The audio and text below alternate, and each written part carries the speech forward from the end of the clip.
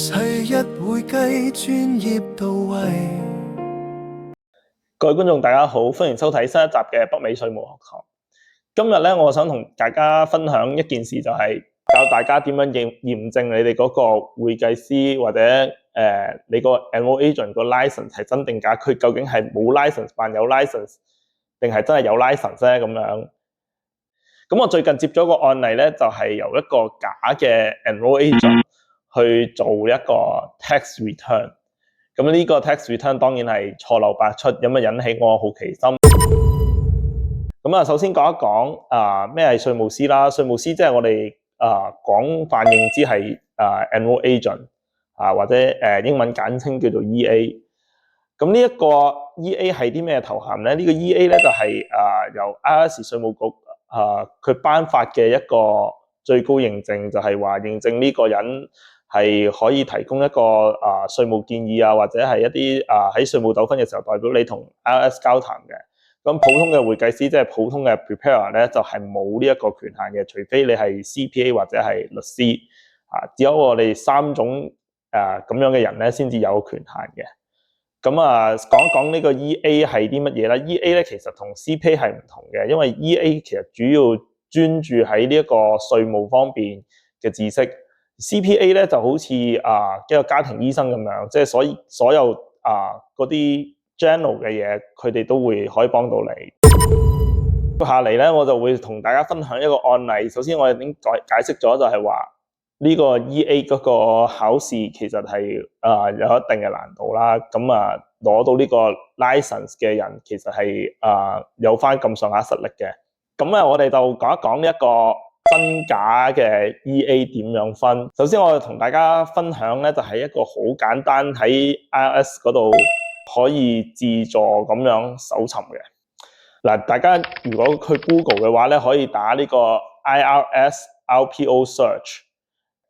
咁你打呢個網站入去嘅時候咧，佢就會問你你要查嗰個人嗰個地區佢個 last name， 佢係你想查係咩 title。咁 IRS offer 有好多嘅，有CPA attorney， 有 Enroll Agent， 有AFSP， 有其他相關嘅 license。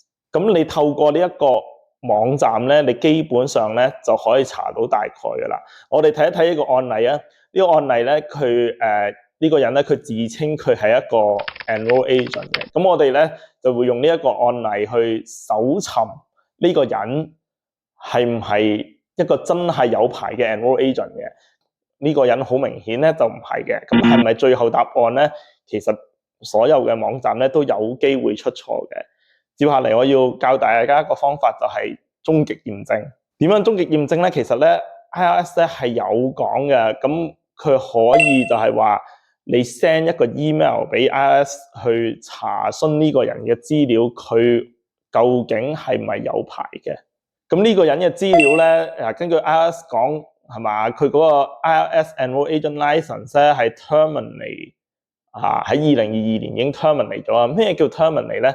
首先呢個 license 咧有好多種 status 嘅。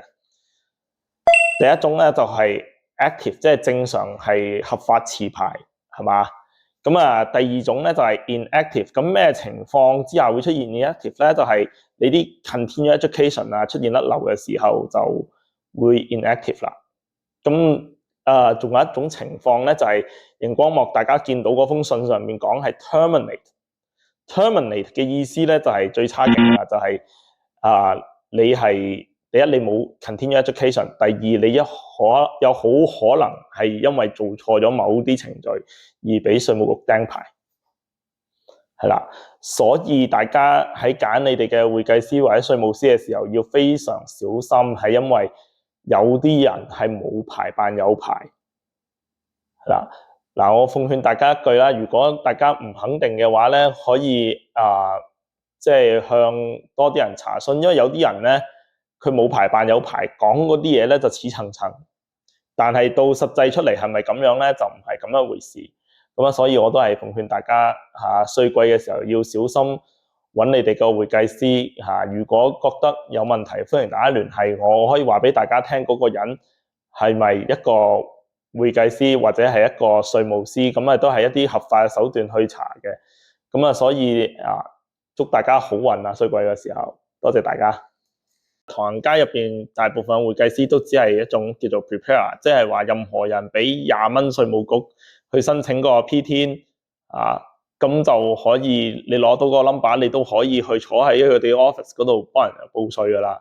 你要有更高嘅權限去代表一個納稅人嘅時候咧，即係代表觀眾朋友們嘅時候咧，你係需要有更高嘅 license 嘅。譬如話你要有 EA 或者 CPA 或者你係律師咁你就有充分嘅資格去代表去同稅務局傾任何事情嘅咁你如果冇嘅話，譬如話唔係話針對任何人不過普通唐人街入邊嘅會計師樓入邊揾個會計師，可能佢都唔係一個持牌嘅 license 嘅，即係最低限度我哋會有一個叫做 AFSP， 咁佢有可以代表佢自己 prepare， 佢可以同稅務局傾，可以寫個 power of attorney， 但係都係 limited to 呢個 RA 嘅啫，即係 RS 入邊 reference agent 過咗呢個程度就已經唔可以再代表啦。